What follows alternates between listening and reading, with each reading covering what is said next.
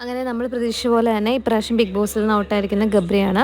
ഇന്ന് 4 പേരുടെ കാര്യമാണ് ബിഗ് ബോസ് പറഞ്ഞിരുന്നത്. അതിൽ അൻസിബയും ഋഷിയും സേഫായി. ഗബ്രിയും ജാസ്മിനെയും വിളിച്ചതിൽ ഗബ്രി ഔട്ടായിരിക്കുകയാണ്. അപ്പോൾ അവിടെ ജാസ്മിൻ കരഞ്ഞ് മെഴുകി അപേക്ഷിച്ചെങ്കിലും ഗബ്രിയെ അവർ ഔട്ടാക്കിയിരിക്കുകയാണ്. ജനങ്ങളുടെ അഭിപ്രായ പ്രകാരം തന്നെയാണ് ഇപ്രാവശ്യം ഈ വിഷയം നടന്നിരിക്കുന്നതെന്ന് നമുക്ക് പറയാം. കാരണം ഇതുവരെ ഗബ്രിക്ക് ഇങ്ങനെയൊരു ഗബ്രി ഇട്ട് കൊടുത്തിട്ടില്ല. ഗബ്രിക്ക് ഈ നോമിനേഷനിൽ വന്ന് ഇത്രയും ഒരു ജനങ്ങളുടെ ഇത് അറിയേണ്ട ഒരു അവസ്ഥ വന്നിട്ടില്ലായിരുന്നു.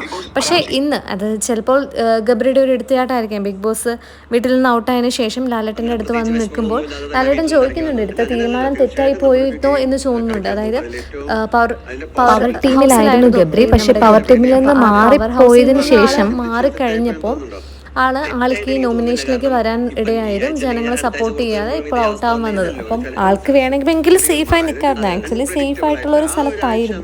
പക്ഷേ അത് ഒരിക്കലും ജനങ്ങളുടെ സപ്പോർട്ടോടുകൂടി അല്ലെന്നുള്ള കാര്യം ഇപ്പോൾ 100% ഉറപ്പായി. അങ്ങനെ യോഗ്യതയില്ലാത്തവരവിടെ നിൽക്കാതിരിക്കട്ടെ, അത് തന്നെയാണല്ലോ നമുക്കും വേണ്ടത്. കാരണം കളിയിൽ ജനങ്ങളുടെയും കൂടെ ഉൾപ്പെടുത്തിയിട്ടുള്ളൊരു കളിയാണിത്. അതായത് ജനങ്ങളുടെ അഭിപ്രായം കൂടെ മാനിച്ച് വേണം ഇതിൽ ആരെയൊക്കെ ഔട്ടാക്കണം, ആരെയൊക്കെ നിലനിർത്തണം എന്ന് തീരുമാനിക്കാനായിട്ട്. അതുകൊണ്ട് തീർച്ചയായും ഇത് അനിവാര്യമായിട്ടുള്ള ഒരു എവിക്ഷൻ തന്നെയായിരുന്നു. പിന്നെ നമ്മൾ ശ്രദ്ധിക്കാതെ പോയ ഒരു കാര്യമുണ്ടാവാം. കാരണം നമ്മുടെ ലാലേട്ടൻ വിളിച്ച് ലാലേട്ടൻ്റെ അടുത്ത് ചെന്ന് നിന്നതിന് ശേഷം ഗബ്രി എല്ലാവരോടും ഗബ്രിയുടെ പല വീഡിയോകളും ഗബ്രി ജാസ്മിൻ തമ്മിലുള്ള വീഡിയോ ഓൾറെഡി കാണിച്ചു. അതിനുശേഷം ഗബ്രിയുടെ കുറച്ച് നല്ല മുഹൂർത്തങ്ങളും അല്ലാതെ മോശം മുഹൂർത്തങ്ങളും എല്ലാ അഭിപ്രായങ്ങളും പറയുന്ന ഒരു ചെറിയൊരു വീഡിയോ സീൻസ് കാണിച്ചായിരുന്നു.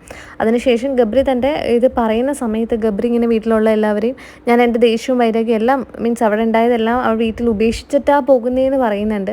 അവിടെ ഉണ്ടായിരുന്ന എല്ലാവരോടും നന്ദി, തൻ്റെ ഫ്രണ്ട്സ് പ്രിയപ്പെട്ടവരെല്ലാവർക്കും നന്ദി എന്ന് പറഞ്ഞ് ഒറ്റ വാക്കിൽ പറഞ്ഞു പോവുകയാണ് ചെയ്തത്. ഗബ്രി അവിടെ ജാസ്മിൻ്റെ പേര് എടുത്ത് പറയുകയൊന്നും ചെയ്തിട്ടില്ല. ജാസ്മിനെ മിസ് ചെയ്യുന്നോ അല്ലെങ്കിൽ ജാസ്മിനെ പോലെ ഒരു എൻ്റെ അങ്ങനെ ഒരു ലവർ എന്നുള്ളൊരു രീതിയിലുള്ള ഒരു കാര്യം പറഞ്ഞിട്ടില്ല. അത് നമ്മുടെ ജാസ്മിനെ നോട്ട് ചെയ്തിട്ടുണ്ട്. ജാസ്മിൻ എന്നിട്ട് നമ്മുടെ റസ്മിനോട് പറയുന്നുണ്ട്, ഗബ്രി എൻ്റെ പേര് പോലും എടുത്ത് പറഞ്ഞില്ലല്ലോ എന്ന് പറയുന്നുണ്ട്. നമുക്കറിയില്ല എന്താ അവിടെ സംഭവിച്ചുകൊണ്ടിരിക്കുന്നത്, എന്തായിരുന്നു അവിടെ സംഭവിച്ചത്, ഇനി എന്താ സംഭവിക്കാൻ പോകുന്നതെന്നൊന്നും നമുക്കറിയില്ല. അകത്ത് നടക്കുന്ന ഒരു കളിയും പുറത്തു വരുമ്പോൾ വേറെ ഒരു കളിയുമാണോ എന്ന് നമുക്കറിയില്ല. എന്തുകൊണ്ടും ഈ എവിക്ഷനോട് നമ്മൾ തീർച്ചയായും യോജിക്കുന്നു.